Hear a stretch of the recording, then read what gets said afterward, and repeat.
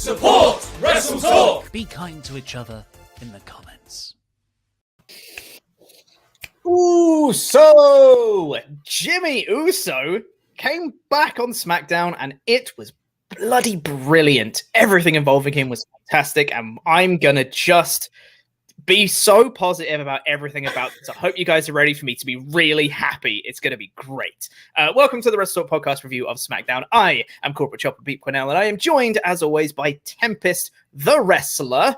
And we're going to take your Ultrachats today. Some of you have already started off. Thank you for that. WrestleTalk.com/support. Link is on the screen right now. Get your Ultrachats in there. Send in your messages, and we will go through every single one of them before we end the show today. But let's talk about this Jimmy Uso return, because it was great. So the show starts off. We'll talk about the whole SmackDown throwback thing later. For now, let's actually talk about the segments. It started off with Roman Reigns coming out with Jey Uso and Paul Heyman, as they normally do. And they started off by doing a 10-bell salute for Daniel Bryan's career, which is just brilliant for starters. Amazing. And they made it even better by Paul Heyman going like, no, I can do this myself. And he did ding 10 times, which was so funny that Roman Reigns nearly broke. He nearly started laughing. It was so dumb. Like, so stupid, right? So stupid. And if it was anyone other than Paul Heyman, I don't think they probably could have carried this. But because it was this group, I feel like this worked. It was like, this was the wacky side of pro wrestling in the usually serious Roman Reigns segment. I don't know. It was a good touch. I enjoyed it. Yeah, it was very, very funny. I really appreciated it. And then in a nice little, what could be seen as an anticlimactic return, because normally you think of like big epic return, person comes back and interferes in a big match. It's like, whoa, this person's back. This was like, oh, hey, Jimmy Uso's here now. But they made it make sense by saying, okay, Daniel Bryan's gone, and in his place, I've brought in someone else who is going to acknowledge me as the tribal chief, Jimmy Uso. Out comes Jimmy. And at first I was like, oh, okay, so Jimmy's back. Interesting. Let's see what the dynamic is here. And he came in and he celebrated with Jimmy and celebrated with Jay, sorry. And they were hugging and, gave him the thing to Roman. I don't know, I can't describe things. Dap him up. Sure. Yeah, that one. And he was standing with Roman, having a good time.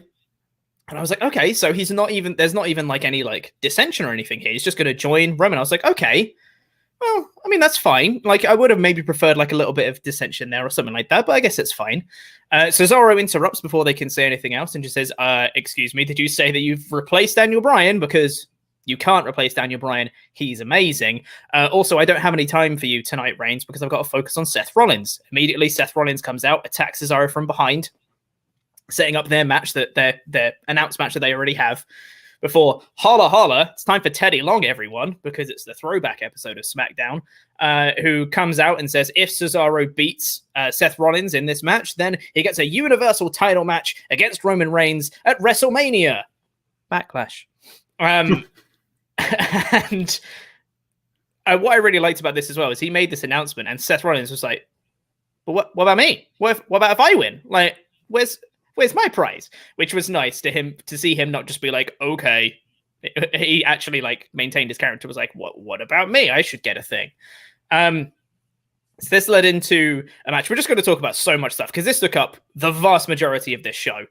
So we'll go through everything now. It went straight into the Cesaro versus Rollins match, which I thought was awesome. It was a really fun match. Really, really cool match. I've talked for ages, so you talk about the match, Tempest. Well, yeah. I mean, for shows like this where I didn't really like the lead into this show in terms of like, we've talked a lot about how we didn't want to see another match between Cesaro and Seth Rollins because that kind of undermined the WrestleMania match. And that's fine. But once I get to this show and I'm going to review the show in a vacuum, this show's really good because obviously we're getting this match, whether we wanted to see it in the past or not. The match is going to be really good because look who's involved. I would be more shocked if this match wasn't good. So when you have Cesaro and Seth Rollins have a new match, Sean Ross Sapp did point out on Twitter that it would have probably been a better idea to give Seth a few wins in the weeks leading up to this so that you could just make this a number one contender match. You know, just give a little bit more context and give a little bit more higher stakes to a match like this, but they didn't do that, and that's fine. The match itself was really good, and you still had the higher investment into it because of Cesaro wanting the title match and everything, and still having the Usos at ringside added that little extra bit of flavor that we didn't have at WrestleMania. Mm-hmm. The match itself is really good.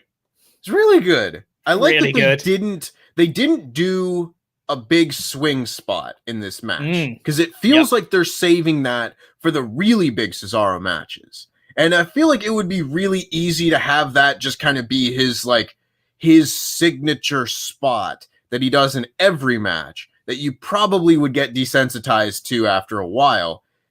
And they're not doing that, which is a positive sign because it shows me that they're learning to do the important things in the important matches. And I love that. I love that, and I need more of it. Yep, that's exactly right. And the action was really, really good. Like you said, these guys are really two awesome wrestlers. It went through like a couple ad breaks. It was nice and long. They got lots of time. And I was like, okay, they're going into the finishing sequence. And then there was an ad break. I was like, I'm wrong. They've got loads more left. And yes, then they came back. And the finish got me quite intrigued because Jimmy Uso starts distracting the referee. And while he's doing that, Jay starts to like go towards Cesaro to start interrupting in the match. Seth stops Jay and he's like, I don't need your help. Stay out of this. And as Seth starts to get back into the ring, Jay looks like he's going to like, not necessarily aggressively like attack Seth, but wanted to like at least like talk to him some more or something like that. Went to like go tap him on the shoulder or something. And Seth turns around and just pushes Jay to the ground and be like, I told you, I don't need your help. Stay out of this. Don't you know who I am? Kind of thing. Jimmy, in retaliation to Jay getting pushed over, super kicks Seth while the ref is still distracted. Cesaro then takes out Jimmy, gets Seth back in the ring, does like this weird like float over into the neutralizer spot, which looked kind of cool. Did a neutralizer on Seth and got the win. So I was like, okay, positives. Cesaro got the win. He's going to face Roman Reigns at Backlash, sure. Really fun match, love that. And I was like, man, I'm so ready to be really pissed off at WWE that this is how they brought Jimmy back. Of like, no like fanfare, he's just part of the tribal family, and immediately he's completely ineffectual in stopping anything. I'm like, man, they've completely ruined this return. This is going to be awful. I was wrong. I was really wrong. Because we then had a backstage segment afterwards where Seth is talking to Roman, and immediately I'm already like, what? Seth and Roman, cool. And him just saying, right, Jimmy cost me that match, and Jay cost me that match. Should I be pissed off at Jimmy, or should I be pissed off at you? Are you in control of Jimmy?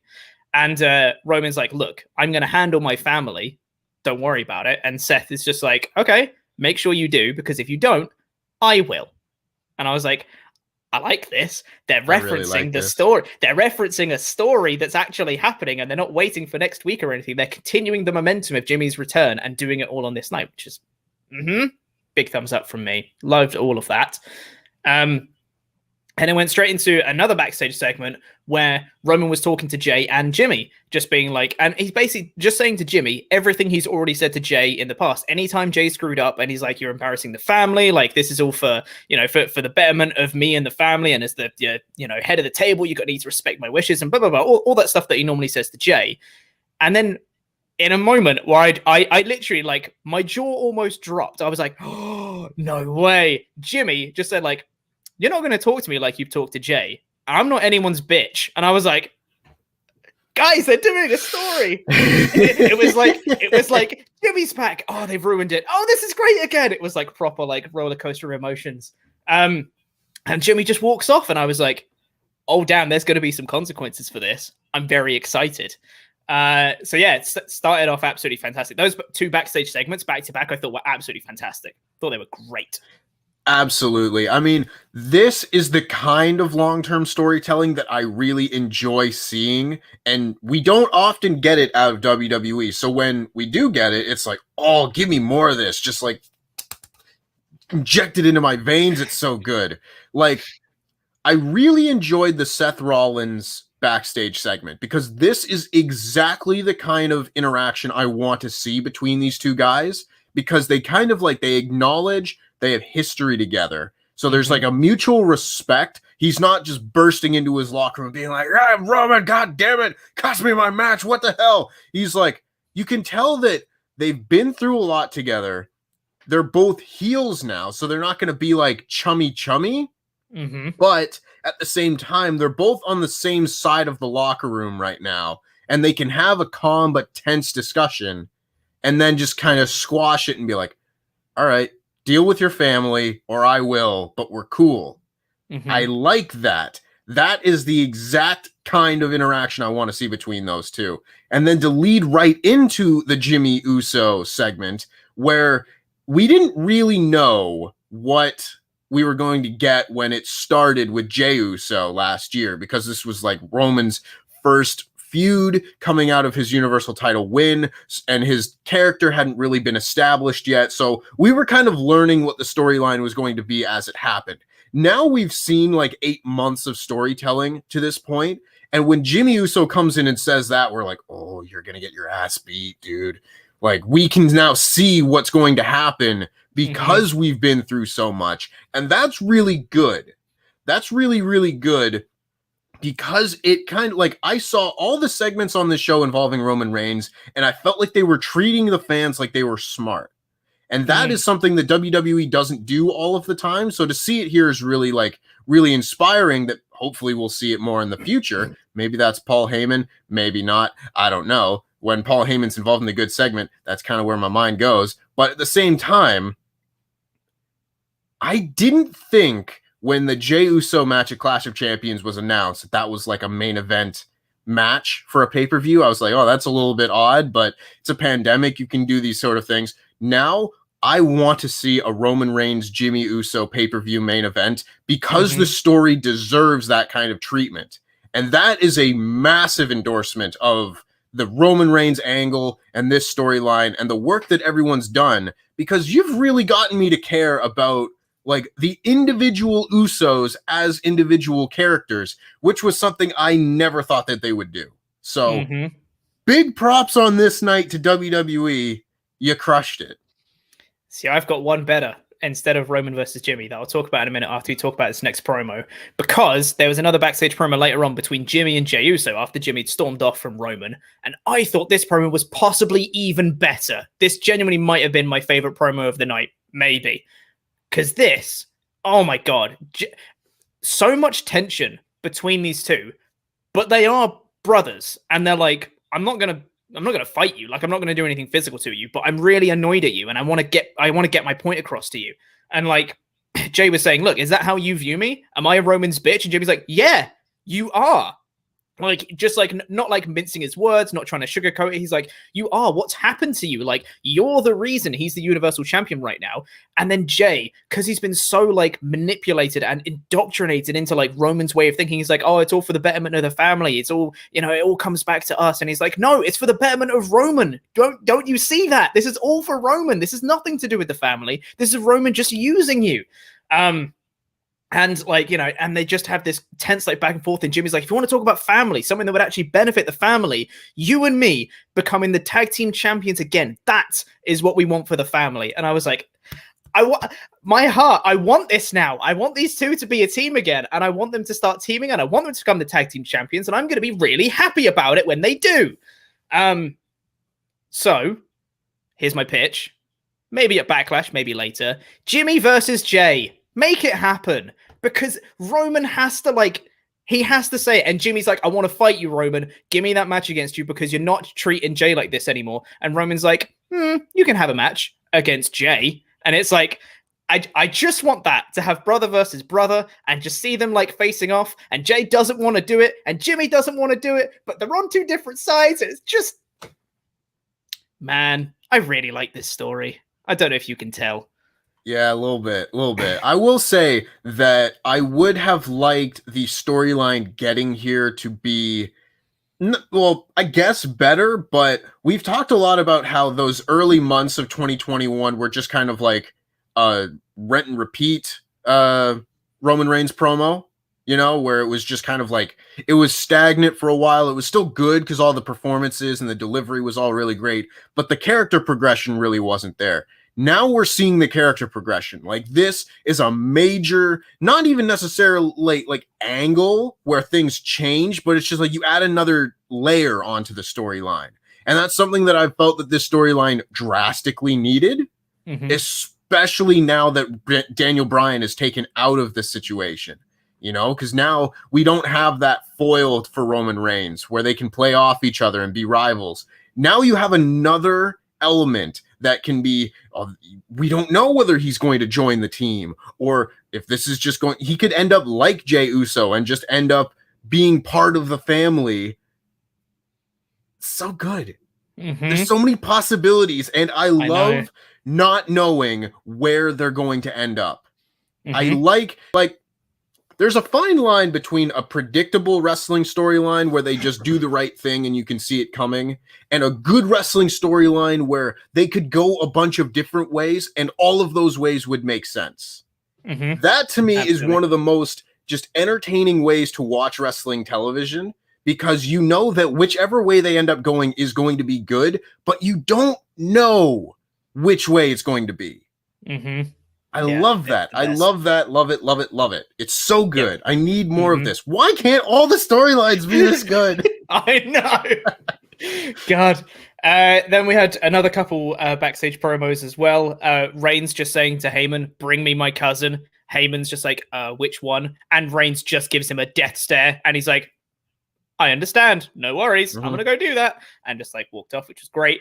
And it was just him getting Jey Uso and just being like, look, I need to figure out where Jimmy's head's at, and we need to find this out right now. I'm going to go out to the ring and I'm going to find this out.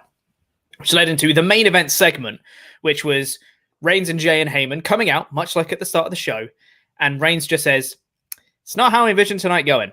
And Jimmy Uso is not going to wait any longer. He just comes straight out and interrupts. And again, just a little thing of him just interrupting Roman Reigns. I'm like, oh, there's going to be consequences for that. Like, it's just the levels of the story that we've been told months and months and months is that Roman doesn't forget stuff, and he's going to make him pay for that. Jimmy interrupting and just shows a clip from Hell in a Cell and just being like, look, don't you remember, Jey? Don't you remember this? That you didn't say I quit to him. You only quit for me.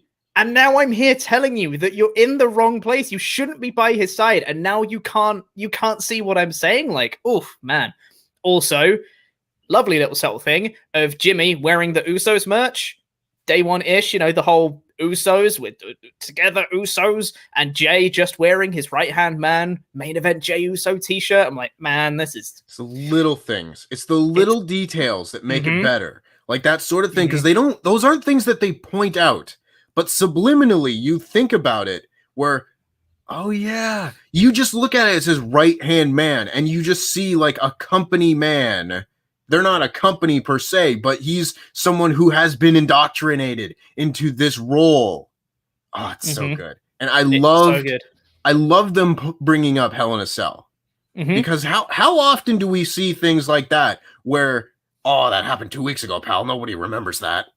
Push it out of the way, never bring it up. To bring up the past makes it feel like that was important. And for the important moments of the storyline to be brought up again and treated as important makes them feel important. And that makes everything feel more important. Yeah. And speaking of important, oh man, Reigns had a line next that I literally had to pause the show for a second. I was like, I need to savor this line for just a second, because this was brilliant. Of him just saying, Jimmy, you have to fall in line. You have to acknowledge me. It's the same stuff that he used to say to Jey Uso before Clash of Champions, before Hell in a Cell. You have to fall in line. You have to acknowledge me. Or you can take your ass home, you can turn on the TV, and you have to explain to your family why you're not here alongside the Uso. And I had to pause, and I was like, alongside the Uso? Oh, that cuts me deep, and I'm not Jimmy Uso. Oh man, I loved that line so much. And Jimmy just walks away. He just gets out the ring and he's looking kind of like conflicted. He doesn't know what to do. He gets onto the ramp and he stops and he's thinking about it. And Jey goes out to try and console him and talk to him. And then Cesaro comes out and attacks Reigns in the ring. And Jey Uso turns around as if he wants to go back and help. And Jimmy grabs his arm to stop him going back. And he says, no, you don't need to protect him from this. Jey shakes it off and runs back into the ring. And Jimmy looks like he turns around again, like he's going to walk away and leave him. And he stops and he's thinking. And he runs into the ring to try and help the situation and immediately gets uppercutted by Cesaro. And Cesaro leaves all three of them laying, hits them with neutralizers and uppercuts and all sorts, and looks awesome coming out of it and walks off. And the show ends. And I'm like, God, this is so good. Just having Jimmy conflicted with his decisions, and he made the decision to help the family, which immediately led him to getting completely trounced. Like, I just want to see next week's show. I want to see what the fallout's going to be. I want to see what Jimmy's thinking. I want to see what Reigns is thinking. Because, like, Jimmy did come back to help at the end of the day, and Reigns has probably got to acknowledge that. But also, Jimmy did some stuff from this week that he's not going to like interrupting him and walking out on him and talking back to him. So there's going to be consequences for that. I don't know what's happening, and I love all of it. Tempest, I really like this story. I really, really like this story. I do too, Pete. I do too. I loved that they made Cesaro look strong throughout all of this, because it would be very easy to forget about Cesaro as a character in this storyline, given how much else happened on the show. But to have that little extra bit at the end where he lays them all out and does it in a smart way, where he managed to attack Roman while the other two had their backs turned. So that's still a fair fight, but he's not going to be stupid and just run in and try and fight all three at once, and then took out all three one after another. It just made him look like a smart babyface, which should always be the goal. You can't have a stupid babyface. And then he's able to actually do it, so he looks strong and smart. That's so good. Like, the good treatment of Cesaro is so jarring to me after all these years, because if you told me that Cesaro was going to challenge Roman Reigns for the Universal title a few months ago, 100% I would have said, oh, he's getting beaten up on TV every week. Like, that's just, oh, it's Cesaro. That's how they're going to book Cesaro. But no, that's not what's happening. And it's fantastic. I don't know why they can't book their baby faces more like this more often, but I will absolutely take it when it happens here. It's so good. And this whole storyline is so good. So good. Like, this is the kind of stuff that makes me really enjoy wrestling, is those week-to-week matches and segments and storylines that make me want to watch the next week. You know? And for a long time, I wasn't getting that. So I'm going to be like really happy to see this, as long as they can keep the intrigue up with this Jimmy Uso storyline. And that promo, man, like, oof. I saw someone in the chat say that it was reminiscent of when Jey Uso last year said, you know what they asked me? Which one are you? Where it's like, ooh, that cuts deep. That cuts deep. You can feel the real emotion in there. And if somebody said, yeah, he's the Uso now, that would hurt. That would hurt a lot. It's such a nice parallel to have that promo being like, no one can tell me apart from my brother. And now Roman literally acknowledges him as different from his brother. It's just so good. It's so good on so many levels too, because not only is Roman saying that to be a dick, but he's also kind of right. And that Jey Uso is now the recognizable Uso because he's with Roman. And that, like, that lends credence to what he's saying, where if you join me, you will be better off, because it's true. Like, yeah, Jey Uso might just be helping him out and might still be getting his ass beat, but it's undeniable that he is a better wrestler and better character now because he's associated with Roman. Yeah, dude. That's brilliant, man. That is such a complex, layered storyline. Oh, if anyone's been reading the WrestleTalk magazine, by the way, you'll note that in my little sections on the WrestleTalk magazine of like wrestler of the month, TV storyline of the month, TV match of the month, and all that stuff, more often than not, the majority of my picks surround Roman Reigns, because he's probably like my favorite thing going. And occasionally, there'll be like, the Britt Baker Thunder Rosa fight was like TV match of the month and stuff like that. But in this latest issue that's coming out soon, every single pick is Roman Reigns because it's just so good. It's like TV match of the month, it's Roman Reigns versus Daniel Bryan. Wrestler of the month, it's Roman Reigns. Storyline, it's Roman Reigns versus Cesaro and Daniel Bryan. Like it's all Roman because this is genuinely one of my favorite things right now. I just can't get enough of it, and I don't know where the story's going, and I want to see more of it. I don't know whether Jimmy's going to be the reason that Cesaro doesn't win at Backlash, like Jimmy finally joins the family and he costs Cesaro the title, or unintentionally costs Cesaro the title, or he just actively goes against Roman and Cesaro wins. It's not going to happen, but it's a possibility. I don't know. I don't know where the story's going, and I can't get enough of it, and I love it, and I feel like we do need to stop talking about this because we've been talking for 25 minutes already. Yeah, but this was like half the show too, so I think we can get away with it. One final point I will say about it, because you just brought up the Backlash match, that how often do we see these matches that either have a guest referee or have someone be the special enforcer, and it'll be a good match, but you are just waiting for that person to get involved? And in a sense, like, that's the real story and push of the match, where it's like, okay, nothing's really going to matter until that person gets involved. This is like the good version of doing that, where I want to see how this storyline resolves, because it could go a number of different ways. Maybe he costs Roman the title. Would that not be just like the biggest thing ever for Cesaro to win this title? Like, oh, it's so good. And to have all of this revolving around a pay-per-view main event against someone like Cesaro that we kind of want to see succeed. It's like all of the layers of a great storyline blending together at the right time. Like, yeah. Can you tell we like this show? Right. Yeah, man. God, it's so good. I'm going to do 2 very quick negatives. I know people in the comments have just been talking about how positive I've been and stuff. I can't be completely positive, otherwise I go against my entire gimmick. So 2 very quick and small negatives. When Cesaro was attacking Reigns and that whole segment was going down, the amount of camera cuts was obnoxious. Oh my God. It was awful. Sort it out. God, it was like, it genuinely like nauseating to watch it. And I was like, I want to see what's actually happening. Please just calm down.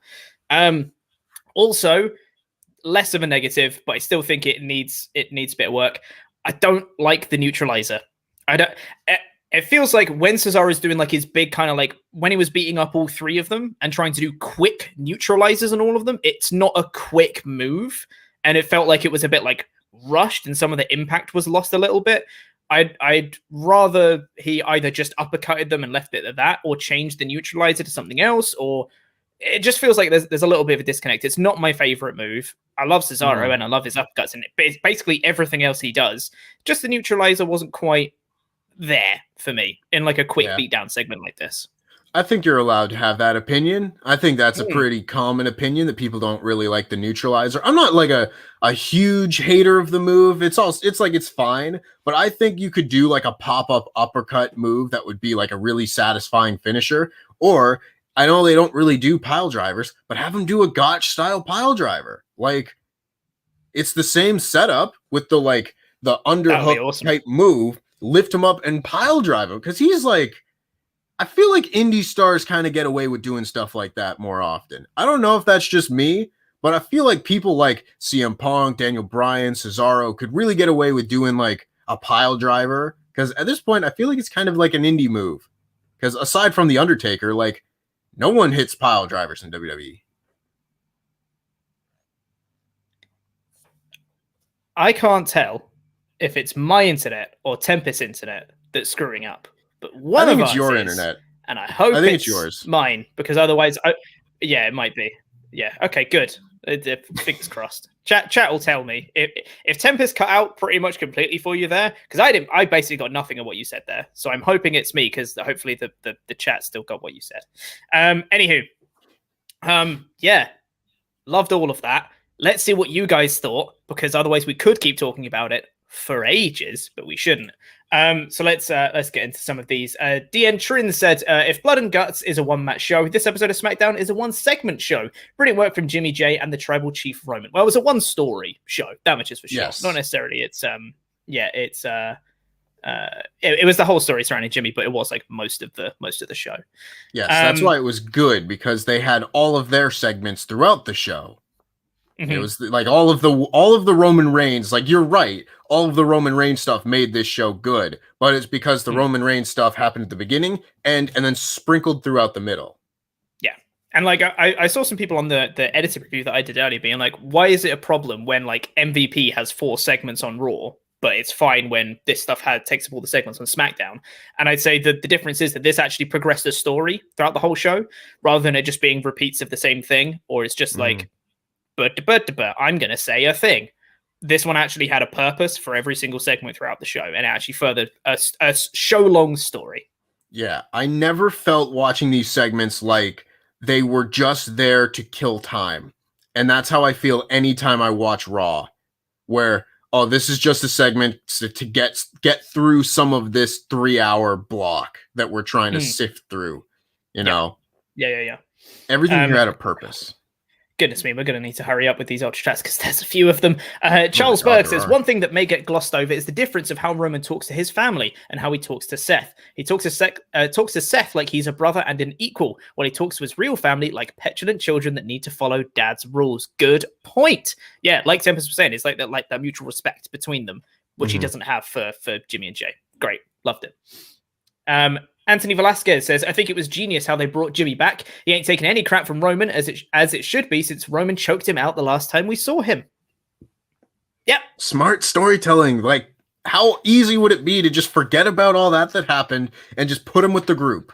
That's what they would do like so many times, but they're not doing that, and it's great. Absolutely, yeah.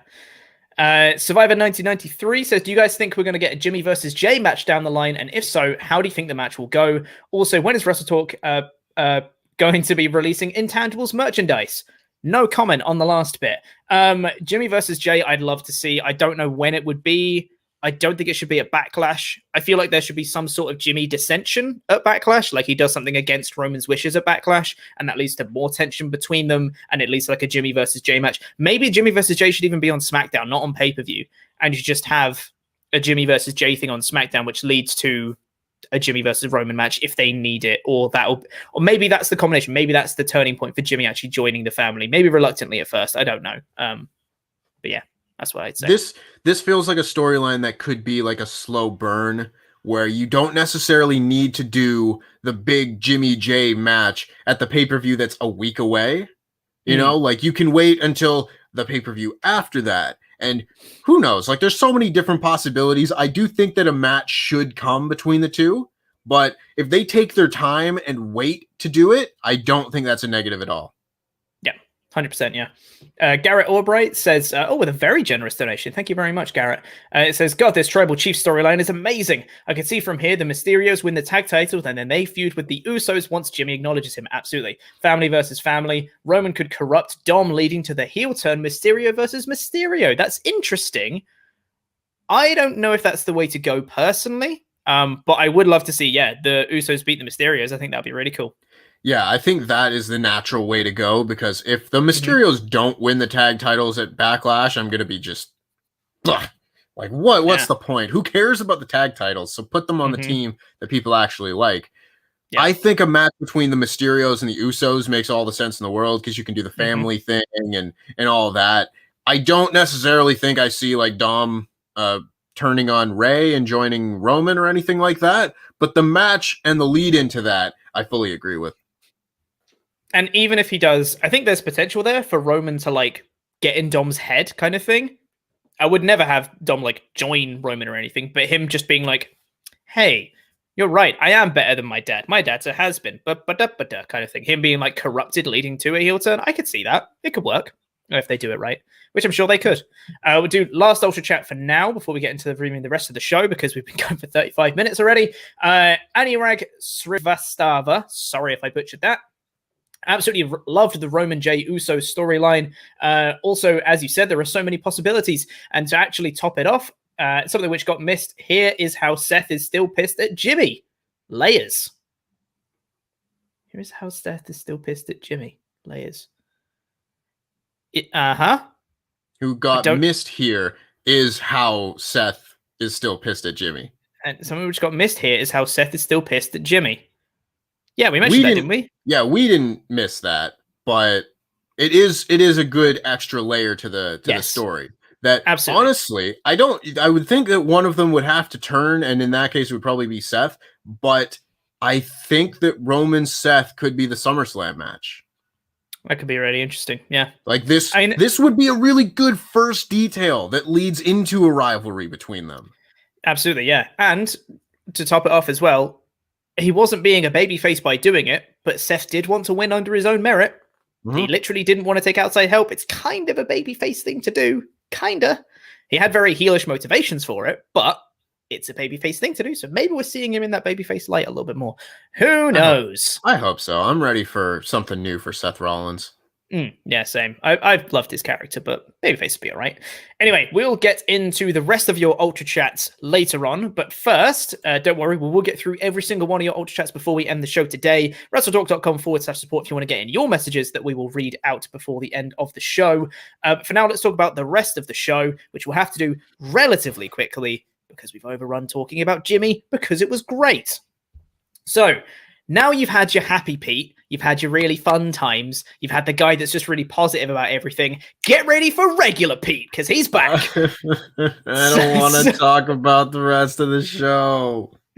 So it was the throwback SmackDown of this one. It was the old school throwback SmackDown, which didn't make any sense. Because they had all the branding from like the 80s stuff, and they're showing the crowds from the 80s and the fans with the foam fingers being like Hulk rules and all that stuff, classic 80s crowds, which has nothing to do with SmackDown. And then they had the old school WWF logo, which they obviously turned into the WW logo to make it not WWF, which also has nothing to do with SmackDown. And like the graphics through the whole show had nothing to do with SmackDown. It's just a bit rubbish, wasn't it?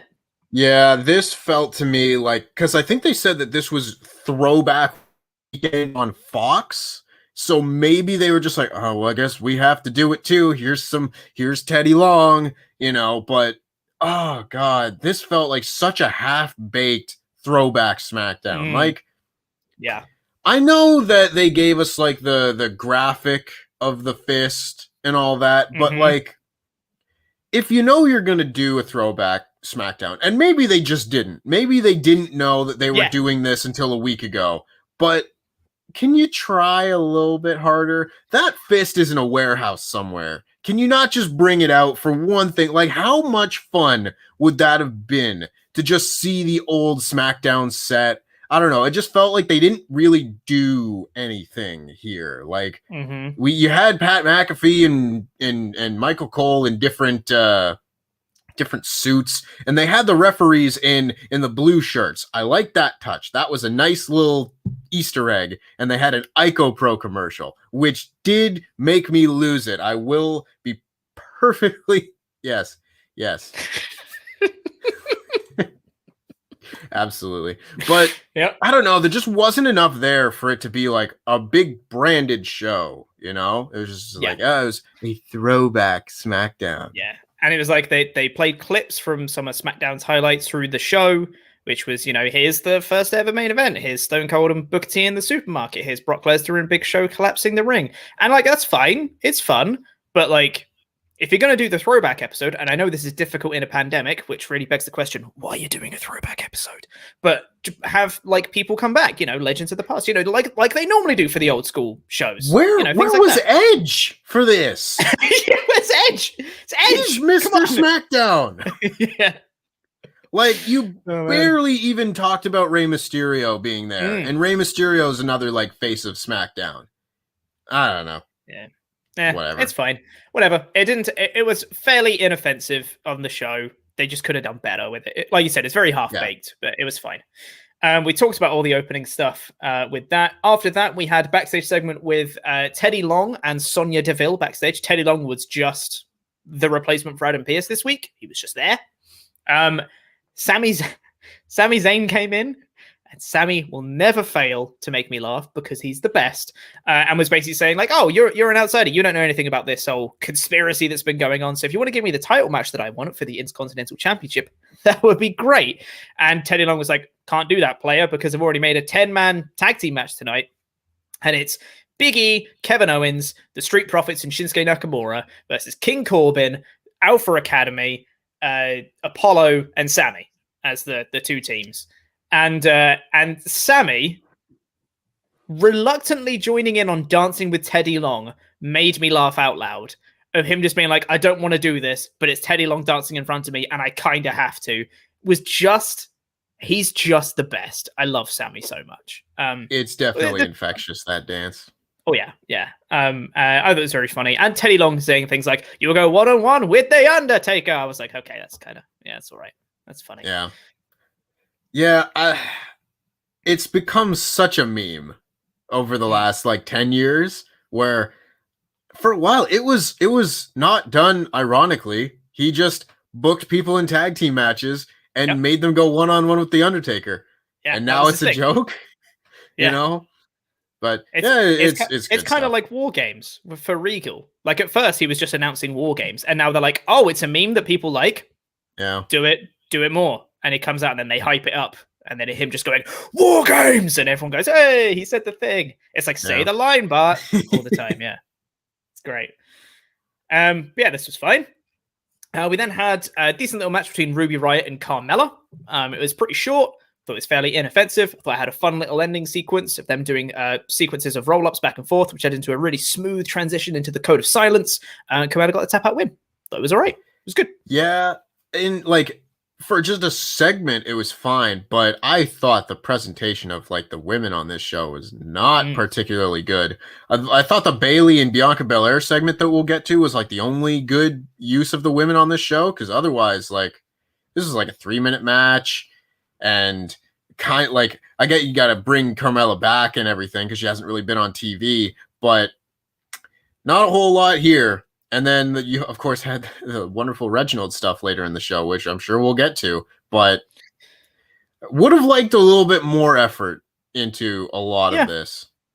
I mean, I think this was fairly inoffensive. It gave Carmella a win, and I think sometimes you can just have wrestling matches, and this didn't have a feud or anything going into it. It was just they had a match and Carmella won, and I think that's okay.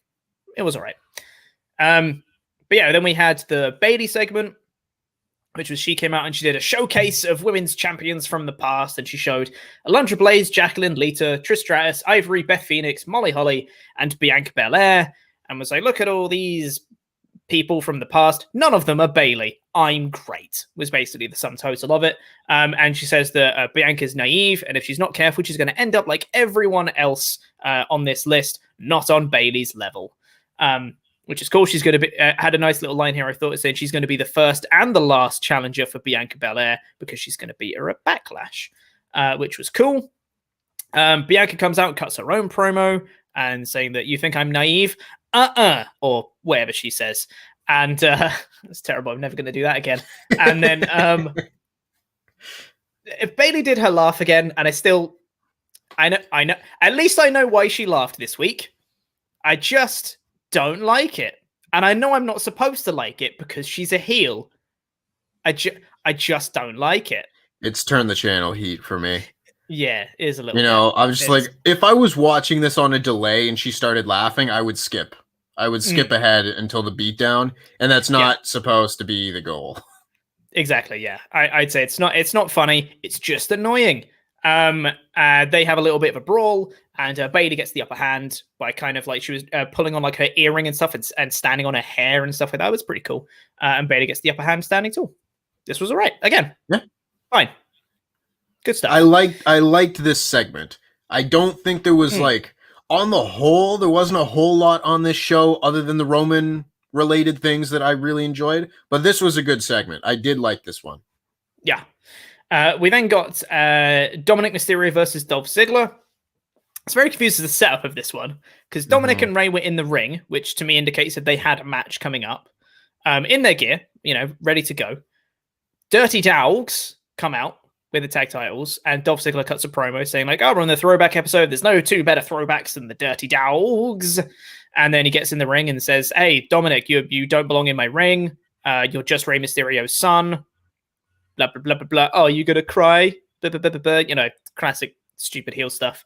And Dominik's just like, no, I want to fight you. because I'm Dominik Mysterio and I could stand up for myself. I'm gonna fight. And then Dolph's like, okay, let's have a match then. I was like, well, what were you going to do before it? Was it going to be a tag match between you guys? No, it was going to be Dolph and Rey Mysterio. I think they threw to that before the break. Oh, it might be. Then I missed that. Okay, so, and then they changed it to Dolph versus Dom, which is fine. What was going on with Rey Mysterio's mask? Yeah, I don't know. He had like his eyes? He had goggles on. He had like a ski mask. Goggles really on his dumb. eyes. Yeah. Really stupid. Sure, whatever. This match didn't go very long, and Dominik Mysterio got a shock roll-up victory from out of nowhere, which I feel like would have worked much better if Dominik hadn't been wrestling since last year's SummerSlam in actual matches, because they're treating it like he's the complete rookie, and he's like, oh, he's got to win! Crazy! And it's like, he's been winning a lot, actually. He's been wrestling since last year. You guys not been paying attention? Like, he wins a lot, and also, it was against Dolph Ziggler. I don't know if you know this, but Dolph Ziggler kind of sucks on this show. Dolph Ziggler doesn't win matches. I get that he's a tag champion right now, but if you're going to try and get me to be, like, excited about a big win for a young up-and-coming guy, he needs to beat someone who's a little bit less damaged than Dolph Ziggler. If he beat Robert Roode, I would have been like, ooh, that's pretty cool. I know Robert Roode doesn't like win very much either, but at least he hasn't been around for as long as Dolph Ziggler has. You know? Whatever. I did laugh when they were like, here's Dolph Ziggler versus Rey Mysterio, and I was like, oh my God, I remember seeing this match 12 years ago. Oh my Lord. If it was for the Intercontinental title, I actually would have thought that we're living in like a simulation or something. This isn't real, and we're just going in a circle. And then we got my favorite part of the show, because it's Reginald versus Tamina, and it physically pains me to say that out loud. Reginald versus Tamina. My first note after hearing the announcement of Reginald versus Tamina, in all capitals, is effing why, with a lot of Y's on the end of it. I had a very similar reaction where they're like, oh, here's Tamina's opponent for the night, Reginald. And I just went, what? I couldn't comprehend it. It's not possible that the same person who writes this segment writes all the Roman Reigns stuff. I get that probably has a little bit more Paul Heyman influence, but like, how is it the same show? So, Reginald is just fighting Tamina. He just is now. It's just a thing. And this match was not really a match. It was Reginald does some flips, and then Tamina hits a super kick on him because he's done too many flips. And then she goes for a splash, and then Nia and Shayna beat up Tamina to cause a DQ. Which means Tamina wins, technically. But good God, what is the point of any of this? Who's getting over? What's the point? Nothing happens. Reginald was just there. You couldn't even just have Tamina beat Reginald. No, you had to it has to be a DQ Reginald. finish. Come on. Why?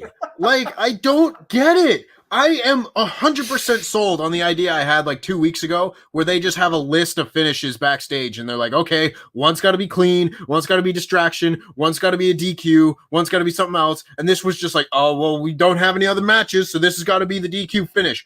How about you just don't have the DQ finish?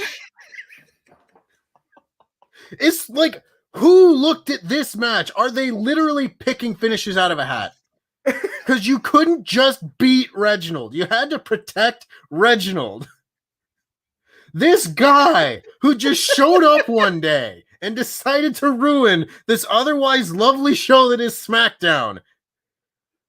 Can we get this guy off of TV already? Oh, man. all of it sucks. And I want to clarify again, because I say this all the time, because I don't want people to misconstrue. I have nothing against the person who plays Reginald. I'm sure he's a lovely person.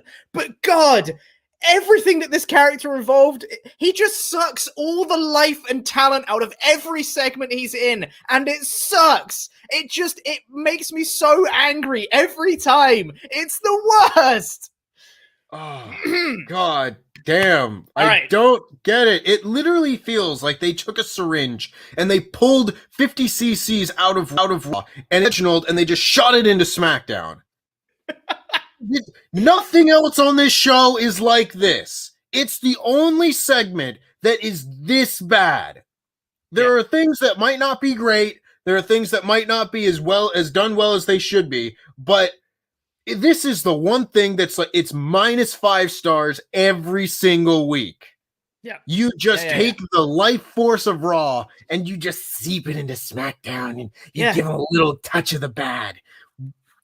It's breaking me. We got to move on, Pete. It's the worst. It's the worst. And also Nia and Shayna then beat up Natalya and Tamina and they stand tall because why not? What does it matter at the end of the day?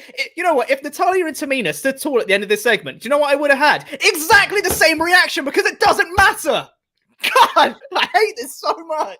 All because you people at WrestleMania had to cheer Tamina, and now they've got it into their head that, oh God, we got to push Tamina, guys. That's the one that they love. Everybody's really invested in this Tamina thing. Oh, God. Just have them win the titles. Shayna and Nia can break up, and Reginald can go to the Shadow Realm and never be seen again. We've got to move on because I'm gonna. Oh man. Okay. We then got. You know what I really liked was this next bit because each of the two teams in the 10-man tag cut a promo. And if we're talking about the throwback episode, this felt like the really old school Survivor Series promos. It's exactly what they felt like. You have these weird people that should not be on a team together, or like this dude's in a crown. This guy's Nigerian, and he's got his dude with him that's holding this big spear thing, and they're all cutting these weird promos. These guys shouldn't be a team. This is all weird. And Apollo Crews cut a promo. And then it cuts to like the babyface team who are all just like mishmash of people. And they're like, we're going to cut a promo. We're going to win. And I'm like, I quite like this. It's really stupid. I love it. It's like the old Survivor Series stuff. It's cool. They absolutely should have done these in front of a green screen and just had like 100%. A really old WWE graphic on them. Yeah, 100%. Yeah. But I really liked them. They were fine enough. And then we got that 10-man tag, which was, it's basically the WWE formula 10-man tag match, which was you have a bit of a match and then everyone gets their spots in and then it's the finish. And you know what? It's fun. I like seeing everyone get their spots in. Yeah. You know, honestly, it's all right. Yeah, this I will never be, unless you really mess it up. The 6, 8, 10-person tag matches are almost always good in WWE. I do have a little bit of a gripe here. I don't know how they came to the conclusion that King Corbin needed to be the one that got the win here. The guy who's done absolutely nothing this year on SmackDown, when anyone else could have gotten the win and furthered whatever storyline they were going off of. Like, you had the whole Intercontinental Championship scene here with 4 different guys who all could have won this match. You had the tag team stuff with the Street Profits and Alpha Academy, all of that. Like, they involved the 2 guys who've done the least this year and have the least going on to be involved with the finish. And I saw that and was like, what? Yeah. Why? Yeah. Doesn't make any sense because unless this is a way, and this is not a good reason to have this finish, by the way, maybe this is leading into a Corbin Nakamura feud and they're going to have a Corbin Nakamura match at Backlash. And that's what they're setting this up for. It's a bad reason to do that, but maybe that's what they were thinking and they went with that. Maybe I could see that, but it just seems weird to me that the whole premise of this match was Sami Zayn going to him and it's all built around the Intercontinental title stuff.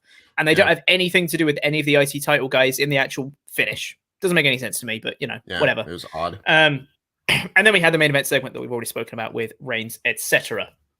So I will say there wasn't much to the whole throwback stuff. It was a bit of a non-factor in the show overall.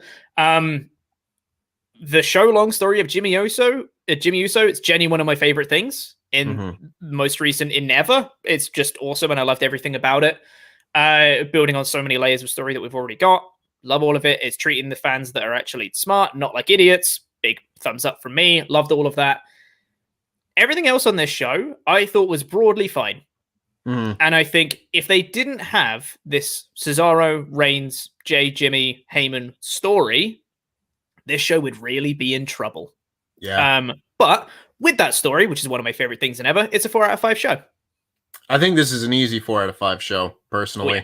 Like, Yeah. when you actually look at it, the only bad things on this show to me were like the Reginald stuff and maybe an odd finish here and there. But other than that, like, this was a really solid show with a really great storyline running throughout. And we kind of said this before we went on the air, but if you took out like that hour of Roman Reigns and all of that every week, this show could very easily just turn into Raw, just an hour shorter. And that is a scary thought. So let's have Roman Reigns never need to go away again. Yes. And let's have Heyman stay by his side forever. That would be great. Thank you. But yes, so that was the show. Let's get into the rest of your Ultrachats. In fact, no, we've got to say thank you to some very special people first. Those are our $25 and above Pledgehammers on Patreon. They're back for the month. Almost forgot to do that. You know what? I've even got something before that. I've literally written a note in bold, all in capitals, so I don't forget it, and I nearly forgot it. So let's see the poll. Let's see what you guys thought. You also thought it was a 4 out of 5 show. 53% of you voting for a 4 out of 5 show, 10% with a 5 out of 5, and 27% with a 3 out of 5. Very much in that 4 out of 5 bracket over there, which, yeah, I think that's a smart choice. I agree wholeheartedly. Thank you for everyone that voted. Yeah, I see some people talking about how it was like a bad throwback SmackDown, and so that bumps it down a notch. If you just choose to forget that it was supposed to be a special, then it makes it a little bit easier. I can get not doing that because that's kind of weird, but, you know, still. Yeah. But now, we need to say thank you to some very special people, and those are our $25 and above Pledgehammers over on Patreon. If you haven't been to WrestleTalk's Patreon page yet, you should. The poll is currently open for WrestleTalk Extra for this month. It's looking like there's still time to vote, but it's looking like right now the lead is TNA Sacrifice 2008 will be the show that Ollie and Luke will be reviewing for this month, which is Steiner Maths, baby. That's right. I was like, what reason a weird that everyone's choice. voting for it. It's because Steiner Maths isn't even on the show. It's on Impact beforehand. You aren't even going to see Steiner Maths when you get the... Sure, people voted for it anyway. But that is currently in the lead. If you want to change that, by all means, head on over to our Patreon page. Any dollar amount you can get to vote on the poll for WrestleTalk Extra for this month. And if you pledge at the $25 or above tier, you get your own custom wrestling nickname, and it gets read out on a show, much like this one. So thank you to no one names their kid this anymore, Larry. Woo! Thank you. Thank you. We've got fantastic Mr. Mr. God damn it. How do I mess this up every time? Fantastic Mr. Good Old Fox. Yay! Thank you very much. Will always mark out. Will always mark out for Ollie Landrum. Woo! Yeah. Thank you. We've got Luke's favorite fan, the one, the only, the awesome Bubba. Woo! Yes, thank you very much.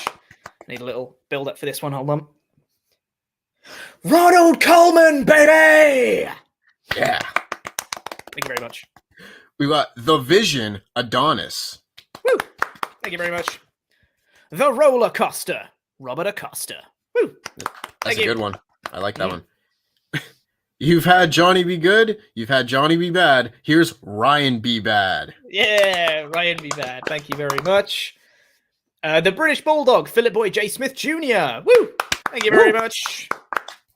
We've got the Rocket Dan Van Sky. Dan Van Sky. Woo! Thank you very much. Good name. Shield Maiden, the Zornice. Woo! Ooh. Thank you very much. The Zornice sending me fan art and making me read German. We got he's a sexy man, not an Andrew Grossman. Yeah, there it is. Not an Andrew Grossman. Grossman. Anyway, thank you, everyone. Thank you all of our Pledgehammers on Patreon. Let's get into the rest of your Ultrachats and see what you guys thought. Last call for your Ultrachats if you want to get those in. WrestleTalk.com/support, and we'll get through every single one of your messages before the show ends today. Scott Young says, the most annoying thing about Jimmy returning is I now don't know who is who between the Usos. I do, because one of them was wearing the Usos merch and the other one wasn't. One of them was wearing a hat the whole time. That's true. Yeah, it's a very easy way to tell them apart. Yep. I'll do a couple of these and then I'll hand over to you. God, we've got a lot of them. Oh, thank you everyone for coming in with your Ultrachats. This is great. Simone Sat Carnelos. Nitpick time. Every time WWE does an old school episode, they use 80s logos and generic saxophone music. I get it with Raw, but on SmackDown, I expected a full immersion in attitude / ruthless aggression era graphics and songs. Great episode anyway. 100% agree. We talked about it on the show. Yeah, I didn't mention it earlier, but they absolutely should have used the Rise Up song with the current SmackDown stars. Like, no reason for you not to do that, but they didn't do it, so whatever. They even posted a thing on social media, which is like the old intro. Just use that on the show. You've already made it. Karan Mirchandani, says that opening segment / match set up Cesaro, Seth Roman in the future and planted the seeds of dissent between the Usos and Roman, and the match was good. Home run. 100% agree. It was great. Cyclone. Brandon, my dude. Need to have words with you, my friend. Our lovely moderator, Cyclone, says, hey, Pete. Hey, Tempest. Reginald.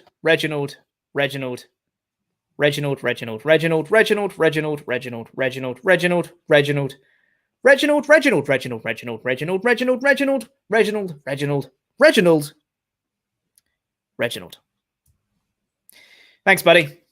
Yep. Appreciate it. Great. That's really great of you. Do you want to take over, do a few Tempest? Yeah, let's do it. So Basil Banks says, morning, guys. Thought last night's show was great. 2 questions for the intangibles. Yeah.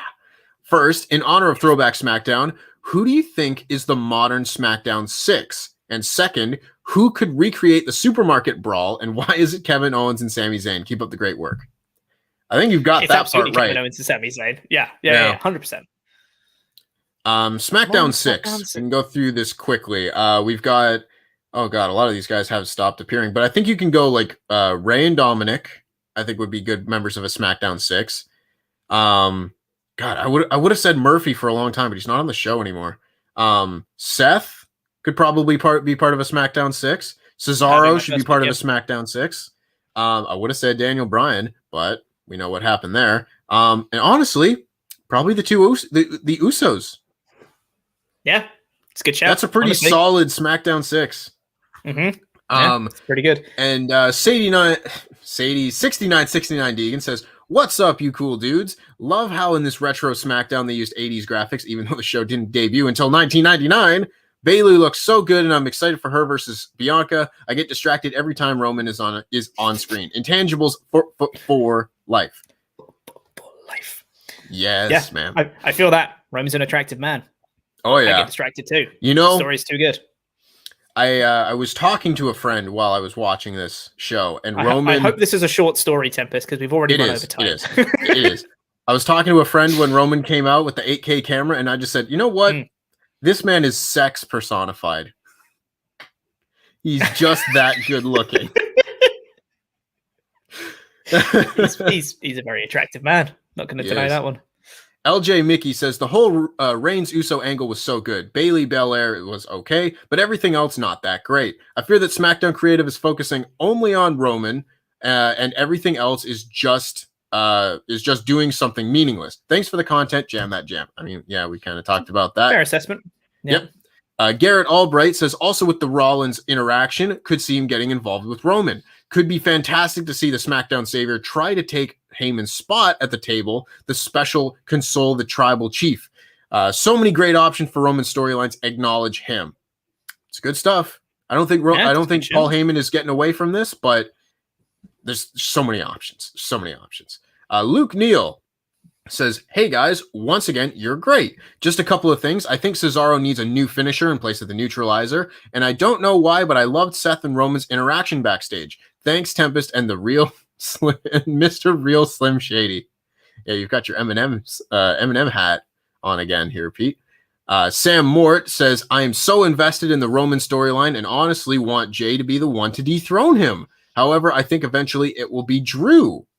It's interesting. I don't necessarily think Drew's going to win the title, but there's a long way before Roman should be losing this title, I think. So you never know. Things could change.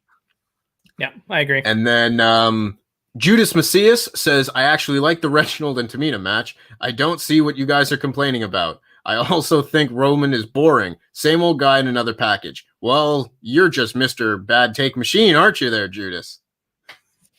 Well, Roman bad, Reginald good. There are people with every opinion, it seems. Yeah, totally. And you are perfectly entitled to your opinion. You're also entitled to be wrong, which you are. Yep. Big I Coteas says, this SmackDown was frustrating to watch. I got the Roman story as the big thing, but do they really need to take up so many spots throughout the entire night? I'm not a big fan of the story, so I'm in a minority, but still. I mean, if you don't like the story and it takes up that much of the show, I can see why that'd be frustrating. I think it's justified with the quality of the story because I find the story so good. I think it justifies having that much time. But that's just me. Yeah. Oh, God. I've seen what's coming up. Some stupid punks. Yeah. Some stupid punk says, I'm just catching up on the stream. Hearing Denise not understand desperate baby faces pleading not to throw Jericho. Yep. Denise the heel strikes again. That's from yesterday's show. Thank you very much, some stupid punk. But yeah, so we'll pass the message along to Denise. Don't worry. Oh, God. Dan, what have you done? Mayor of Painesville, Dan, says, good afternoon, Tempest and Pete. Are you ready for some German? Okay, do you want me to try this time? Because you did the last one. Do you want to go? Do you want to give German a try? You did the last one. I feel like it's only fair. I have, however, seen that there is one word that takes up an entire line. Oh, one word. My God. All right. Yeah, go for it. Here we go. Guten Abend, mein Freunde. Mein Lieblingswort auf Deutsch ist... Okay, here's the long one. Rindfleisch Tickettierung super Gaben Übertragung Gesetz. Ich liebe auch. Bye. Which apparently, thank you mods, translates into good evening, my friends. My favorite word in German is beef labeling supervision task transfer law. I love you. Thanks, Dan. That. We love you too. Yeah. And the last Ultra Chat we've got for the day is from Bazo Banks saying, so why did everyone just decide to die at the end of the 10-man tag? Kevin Owens dumped on his head, Chad somehow levitating when Dawkins rushed him before landing hard on the floor. And good God, no one likes to catch Montez, but Otis' head sure did catch those feet. Yeah. They wiped each other out. Oh. Yeah, that's for our Ultra Chats for the day. Sorry, I'm still reeling from the German, honestly. Yeah. Goodness me. Goodness gracious me. Yeah. And that's the show, everyone. Hope you enjoyed our positivity. How do you say sorry in German? I need to know. I don't know. Guten Tag. I don't know. Yeah, the one German word I know. Zwei Bier bitte is all you need, really. That and Apfelsaft. That's all you need. Anyway, thanks everyone for watching. This has gone a little bit off the rails, hasn't it? It's fine. Thank you. If you're watching on Catch Up, press the videos that have just appeared on the screen to catch up with more awesome WrestleTalk podcast things, and the button in the middle that make become a Pledgehammer over on Patreon. I've been Corporate Chopper Pete I've been joined by Tempest the Wrestler. I have a week off next week, so I won't be here next week for either NXT or SmackDown, but we're going to have someone, probably Luke, filling in for me, so you can have that to look forward to with Tempest. So yeah, catch you guys later. Press the videos, subscribe, do the thing. Bye! Bye.